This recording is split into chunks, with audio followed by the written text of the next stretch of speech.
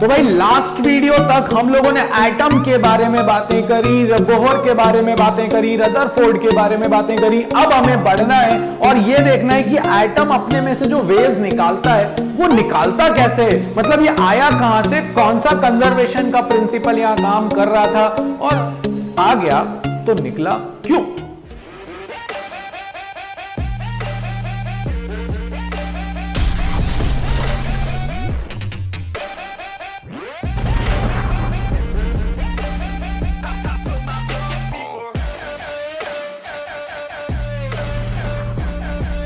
तो चलिए यार बात करते हैं कि वेवलेंथ जो निकली तो वो निकली कैसे। वेवलेंथ भी मुझे वैल्यू निकालनी है तो इसके लिए जरूरत पड़ेगी अपने पुराने वाले फॉर्मूले की, जैसा कि तुम सब जानते हो और अपन दोनों भाई एक ही नैया में सवार हैं। ना मैं रट सकता हूं ना तुम रट सकते हो, एक्सेप्शनली बायो वाले जिनकी मजबूरी है, मतलब रटना ही है, इतने लंबे चौड़े एक एक हाथ लंबे नाम होते हैं उनके, तो वो लोग पता नहीं कैसे रट डालते हैं। मतलब एक क्वालिटी है बट है, ठीक है, मतलब है। तो खैर, सो एनर्जी का जो फॉर्मूला था that was E is equal to minus z square e to the power 4 upon 8 epsilon naught square h square n square. अब अगर आप देखो तो अगर मैं एक एलिमेंट के लिए बात करूं तो सारी चीजें कांस्टेंट हैं, एक एलिमेंट के लिए उसका z भी कांस्टेंट है, यानी कि बदल क्या रहा है कि भाई वो हायर ऑर्बिट से लोअर ऑर्बिट में आ रहा है तो n बदल रहा है, उसका जो ऑर्बिट का नंबर है वो बदल रहा है। तो कोई टेंशन नहीं है, ऑर्बिट का नंबर ही बदलेंगे, बाकी कुछ बदलने वाला नहीं है। दूसरी चीज, क्योंकि यहां पर अट्रैक्टिव फोर्स है तो जैसे ऑर्बिट से आप दूर जाते हो तो नीचे वाले ऑर्बिट की मान लेते हैं 100 जूल एनर्जी है, -100 जूल, ऊपर वाले की -40, तो बड़ा कौन है, बड़ा है -40, माइनस की वजह से 100 मैग्नीट्यूड वाइज बड़ा है मगर नेगेटिव साइन है यार, और अगर नेगेटिव है तो उसकी एनर्जी हो जाएगी कम। तो अब आप ये सोचो कि जब हायर ऑर्बिट से लोअर ऑर्बिट में आ रहा है कोई, -40 से -100 हो रहा है मान लेते हैं, तो कितना कम हो गया, या मैग्नीट्यूड वाइज कम हुआ बट वैसे देखा जाए तो कितना ज्यादा हो गया, जब उसमें से 60 चला गया होगा तो -40 -100 बना होगा। इसीलिए जब हायर ऑर्बिट से लोअर ऑर्बिट में इलेक्ट्रॉन आता है तो वो अपने साथ कुछ एनर्जी को निकाल देता है कि भाई मेरे पास ज्यादा थी पहले, अब तुम मुझसे वो एनर्जी ले डालो, ठीक है। सो ये एनर्जी तो चली जाएगी। तो अब अपन देखते हैं आगे, एक चीज और डाउट आता है कि यार ये न्यूक्लियस है तो आप N1 किसको कहोगे, N2 किसको कहोगे। तो यार देखो, ऑर्बिट जो सबसे पास वाला होता है उसको फर्स्ट, फिर सेकंड, फिर थर्ड, इसीलिए लोअर ऑर्बिट के लिए अपन सफिक्स यूज करेंगे N1, ऊपर वाले के लिए अपन यूज करेंगे N2। अब आप आ रहे हो ऊपर वाले से नीचे, तो आप बताओ कितनी एनर्जी को इमिट करने वाले हो, या दोनों का जो डिफरेंस है वही एनर्जी निकलेगी। तो मैंने भी वही बोला कि अगर ये इलेक्ट्रॉन ये N2 से N1 आ रहा है तो जो वेव इमिट करेगा वो वेवलेंथ लैम्डा की इमिट कर रहा है, मान लेते हैं। तो एनर्जी कितनी होगी, energy will be equals to E2 minus E1। अब अगर एनर्जी E2 माइनस E1 है तो यार एनर्जी को अपन लोग क्या लिख सकते हैं, एनर्जी को अपन लोग लिख सकते हैं hc बाय लैम्डा। और E2 मतलब ये है तुम्हारे पास हायर वाला E2 और लोअर वाला E1, और इसके लिए हो जाएगा N2, इसके लिए हो जाएगा N1। तो भाई E2 जब तुमने लिखा तो E2 के लिए यहां पर तुम देखो तुमने N2 लिखा है, और जब E1 लिखा तो फॉर्मूला वही का वही है, बस N1, और ये नेगेटिव बन जाएगा नीचे आके पॉजिटिव, ठीक है। सो ये बन जाएगा मेरे पास hc by lambda is equal to z square e to the power 4 m upon 8 epsilon naught square h square -1 upon n2 square plus minus की वजह से 1 बाय n1 स्क्वायर। अब इनको आगे पीछे लिख दो, प्लस वाले को पहले, माइनस वाले को बाद में, और इस hc को आप ले आओ नीचे। तो ये पूरी चीज जो है ये बन जाएगी कांस्टेंट। एलिमेंट बदला तो z बदलेगा, नहीं तो नहीं बदलेगा।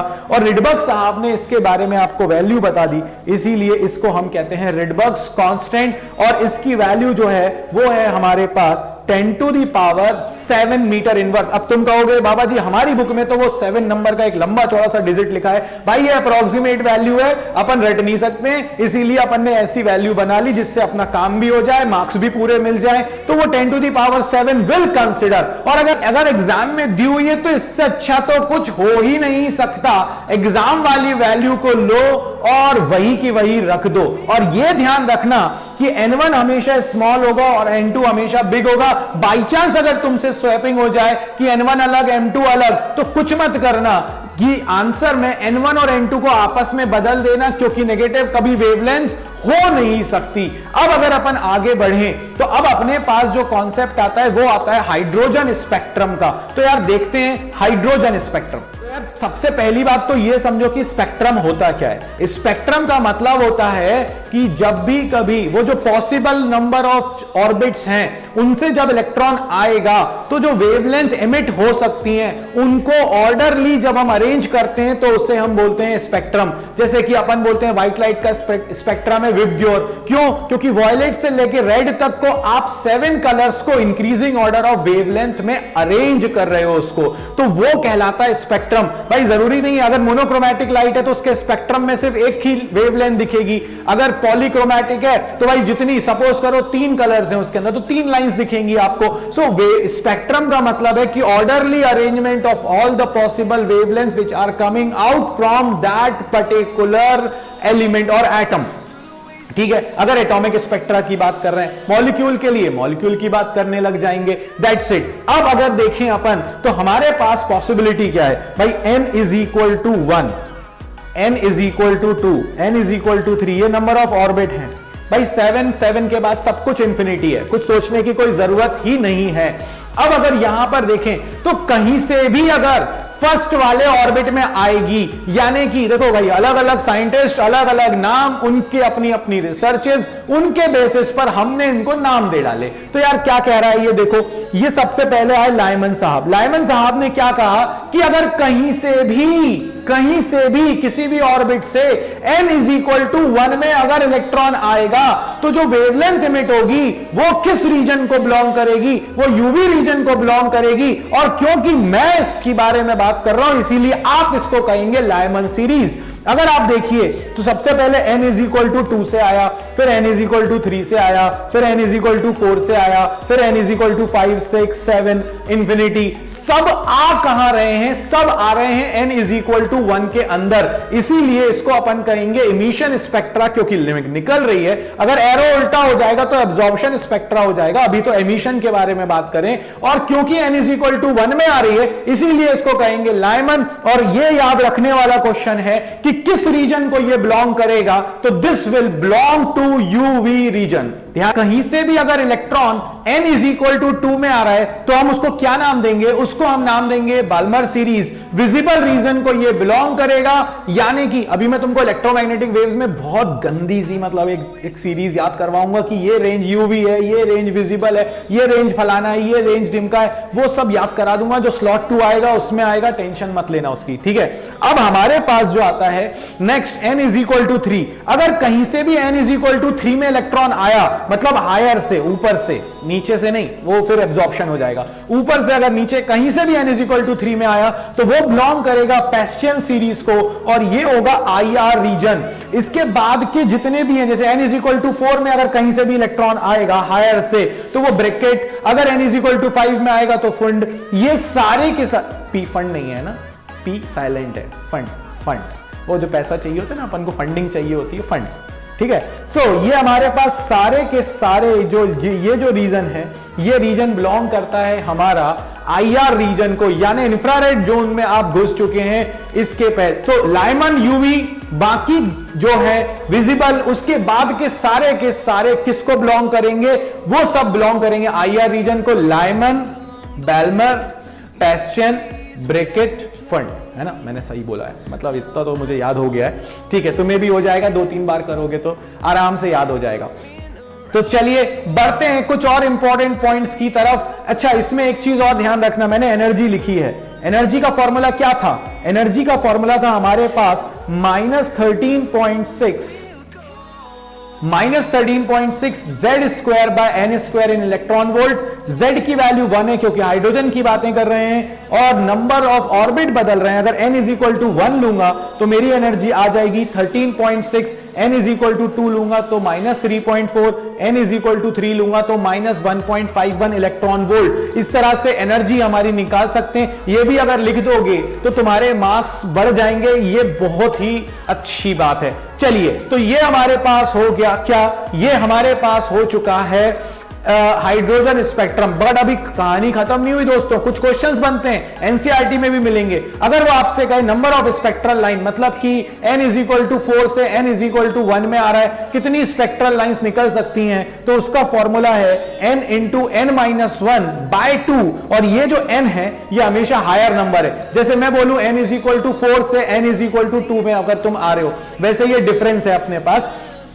जैसे मैं तुमसे कहता हूं कि अगर तुम आ रहे हो n इज इक्वल टू 4 से या 3 से n इज इक्वल टू 1 में, तो कितनी पॉसिबिलिटी है कि वेवलेंथ कौन कौन सी निकलेंगी। तो देखो यार, क्या पॉसिबिलिटी है, ये पॉसिबिलिटी है n इज इक्वल टू 3 से आप n इज इक्वल टू 2 में आओगे, फिर n इज इक्वल टू 1 में आओगे, या फिर आपके पास पॉसिबिलिटी है कि आप direct n is equal to 1 में आ जाओगे। कितनी पॉसिबिलिटीज हो गई अपने पास पॉसिबिलिटीज हो गई हैं 1 2 3 पॉसिबिलिटीज हैं कि या तो वो 2 में आके फिर 1 में आएगा, या फिर वो आपके पास direct n is equal to 3 से n इज इक्वल टू 1 में आ जाएगा। तो अब n की वैल्यू हमें सोचनी है कि हमें क्या लेना है। यहां पर आपके पास n की वैल्यू हो जाएगी 3, क्योंकि हायर नंबर वही है। अब आप रखकर देखो, अगर n इज इक्वल टू 3 रखोगे तो ये हो जाएगा 3 इंटू 3 माइनस 1 बाई 2, आंसर आ जाएगा 3। सो भाई basically n is equal to 1 में अगर आ रहे हो तो ये सिंपल लॉजिक लगा लेना।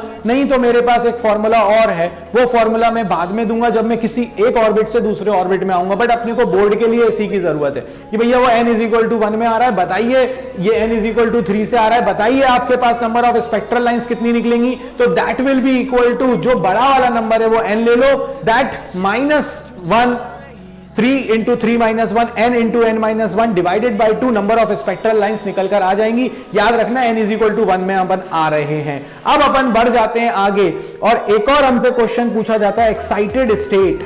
भैया एक्साइटेड स्टेट का मतलब है, जैसे उसने बोला फर्स्ट एक्साइटेड स्टेट, मतलब कि n+1, यानी कि फर्स्ट एक्साइटेड स्टेट है तो फर्स्ट +1 यानी n इज इक्वल टू 2 हो जाएगा। सेकेंड एक्साइटेड स्टेट है तो 2+1 यानी कि 3। क्यों ऐसा हो रहा है, उसका रीजन भी मैं तुमको बताता हूं। उसका रीजन ये है कि अगर सपोज करो मैं n इज इक्वल टू 1 में हूं तो और फर्स्ट पहली बार एक्साइट हुआ तो भाई मैं कहां पहुंच जाऊंगा, मैं पहुंच जाऊंगा n इज इक्वल टू 2 में। इसीलिए मैंने आपसे कहा कि फर्स्ट एक्साइटेड स्टेट का मतलब है n इज इक्वल टू 2। अब हमारे पास क्वेश्चंस कुछ बनते हैं, पहले इस चीज को अच्छे से समझ लो। अब अगर आपसे कोई कहे कि लाइमन सीरीज की बताइए मैक्सिमम वेवलेंथ कितनी होगी, मिनिमम वेवलेंथ कितनी होगी, तो वो फंडे में तुमको सब बता रहा हूं। देखो गौर से, एक चीज का ध्यान रखो कि अगर मैं लाइमन की बात कर रहा हूं तो n1 की वैल्यू फिक्स हो जाएगी and that is equal to 1। मैंने कहा था ना n1 छोटा।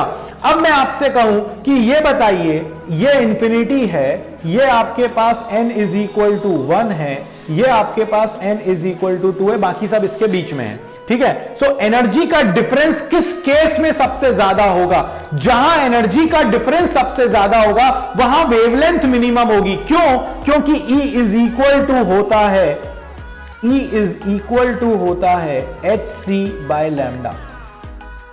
तो अगर एनर्जी मिनिमम हुई तो वेवलेंथ मैक्सिमम हो जाएगी, और अगर वेवलेंथ एनर्जी मैक्सिमम हुई तो वेवलेंथ मिनिमम हो जाएगी। अब मैं आपसे कहता हूं लाइमन की फर्स्ट स्पेक्ट्रल लाइन बताओ, या लाइमन के केस में कब सबसे ज्यादा एनर्जी निकलेगी। तो वापस चलो डायग्राम की तरफ। अगर डायग्राम में देखें तो जब मैं n इज इक्वल टू 2 से n इज इक्वल टू 1 में आ रहा हूं तो इस केस में एनर्जी का डिफरेंस जो है अगर आप निकाल कर देखोगे तो वो आएगा 10.2 इलेक्ट्रॉन वोल्ट। और अगर आप इंफिनिटी से आ रहे हो तो इंफिनिटी की एनर्जी तो होती है 0 से अगर आप फर्स्ट वाले ऑर्बिट में आ रहे हो तो वो डिफरेंस हो जाएगा 13.6। तो जब इंफिनिटी से आ रहे हैं तो डिफरेंस ज्यादा है, जब पास वाले से आ रहे हैं तो डिफरेंस कम है। तो अगर मैं आपसे कहता हूं कब मैक्सिमम एनर्जी निकलेगी, जब इंफिनिटी से आएगा, ऑब्वियसली उस समय वेवलेंथ क्या हो जाएगी, मिनिमम। और बताओ एनर्जी कब मिनिमम होगी, जब आप जस्ट बाजू वाले ऑर्बिट से आओगे, और उस केस में आपके पास एनर्जी मिनिमम है तो वेवलेंथ क्या हो जाएगी, मैक्सिमम हो जाएगी। बस यही ध्यान रखना है, सारे न्यूमेरिकल तुमसे कन्वर्ट होंगे। देखो कुछ न्यूमेरिकल टाइप ही क्वेश्चंस हैं। ओके, अब आपसे कहा गया फर्स्ट स्पेक्ट्रल लाइन, अगर फर्स्ट स्पेक्ट्रल लाइन है तो भी वो 2 से 1 में ही आ रहा है, पहली वाली लाइन देखना। या फिर मैं आपसे बोलता हूं लॉन्गेस्ट वेवलेंथ, मतलब मैक्सिमम वेवलेंथ की बात कर रहा हूं, वेवलेंथ मैक्सिमम होगी यानी कि एनर्जी क्या हो जाएगी, मिनिमम हो जाएगी। और मिनिमम एनर्जी कब होगी, जब जस्ट बाजू वाले से आओगे, बाजू वाले से। तो ये n इज इक्वल टू 2 से आप आ गए। तो देखो भाई 1 अपॉन लैम्डा मैक्स क्यों लिख रहा हूं, तुम्हें पता है क्योंकि ये बाजू वाले से ही आ रहे हो, एनर्जी मिनिमम है। और अगर एनर्जी मिनिमम है, n1 की वैल्यू 1, n2 की वैल्यू 2, 1 का स्क्वायर 1 ही रहेगा, 2 का स्क्वायर 4 हो जाएगा, माइनस कर देंगे, ये आ जाएगा 3r/4, लैम्डा मैक्स आ जाएगा 4/3r। इतनी आसानी के साथ मैंने निकाल ली मैक्सिमम वेवलेंथ। अगर मिनिमम वेवलेंथ निकालनी है तो क्या, एनर्जी बोलो, एनर्जी क्या, मिनिमम वेवलेंथ मतलब एनर्जी मैक्सिमम, कहां से आओगे, इंफिनिटी से। तो अगर लाइमन है तो n1 तो फिक्स है आपका 1 ही रहेगा, n2 की वैल्यू आप देखो गौर से इंफिनिटी रहेगी, और जैसे ही फॉर्मूले में रखोगे 1 upon lambda min is equal to r, so lambda min is equal to 1 upon r। अब वो मुझसे बोले लाइमन के लिए लैम्डा मैक्स बाय लैम्डा मिन निकालो, निकाल देंगे। कितना आसान है भाई, दोनों को निकाला, दोनों को डिवाइड कर दिया, r से r कैंसिल हो जाएगा, अपने पास आंसर आ जाएगा 4/3, लैम्डा मैक्स बाय लैम्डा मिन का, लैम्डा मिन बाय लैम्डा मैक्स का 3/4। तो चलो यार एक और एग्जांपल देता हूं, और ये एग्जांपल जो है अपने पास, ये है अपने पास बाल्मर सीरीज का एग्जांपल। बाल्मर सीरीज क्या कह रही है, देखो यार बाल्मर सीरीज के लिए n1 फिक्स हो चुका है, वो हो चुका है 2, और n2 जो है, आप देखो अगर आपको मैक्सिमम वेवलेंथ चाहिए, मैंने कहा था ना, जैसे अगर मुझे कोई चीज चाहिए और मैं पड़ोसी के यहां से लेकर आ जाता हूं तो बहुत सस्ते में आ जाएगी यार, भाई एक बार चीनी ली तो उतनी चीनी वापस कर दो। और अगर मैं कहीं बहुत दूर से जा रहा हूं तो पहले पेट्रोल या डीजल, उसके बाद फिर मेरी एनर्जी, उसके बाद वो चीज आएगी। तो इसलिए जब कोई चीज दूर से आती है तो एनर्जी ज्यादा तो वेवलेंथ कम। और अगर आपको वेवलेंथ मैक्सिमम चाहिए तो एनर्जी कम कर दो, इनवर्सली है।